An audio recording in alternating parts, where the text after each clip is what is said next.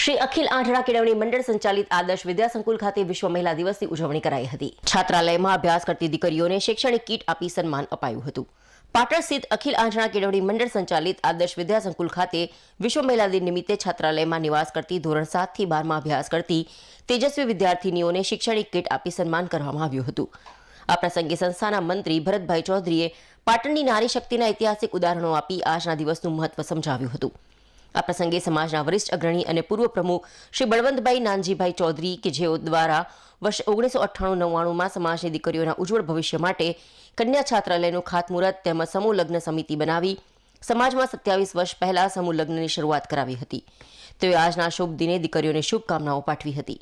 આ પ્રસંગે મંડળના યુવા પ્રમુખ શ્રી હરેશભાઈ ચૌધરીએ દીકરીઓને આશીર્વાદ અને શૈક્ષણિક કીટ આપી જીવનમાં ભણવાનું મહત્વ સમજાવ્યું હતું। આ પ્રસંગે મંત્રી નવીનભાઈ ચૌધરી, ભરતભાઈ ચૌધરી, ક્લાર્ક રામશીભાઈ, ગૃહમાતા ચેતનાબેન સહિત વિદ્યાર્થીઓ ઉપસ્થિત રહી હતી। કારણ કે તમારા હાથે તો આ કન્યા છાત્રાલય બની હતી અને બહેનો માટે હંમેશા સાહેબની લાગણી, બહેનો જેટલી વધારે પ્રગતિ કરે એ તમામ બાબતે હંમેશા સાહેબે ચિંતા કરી છે। બીજું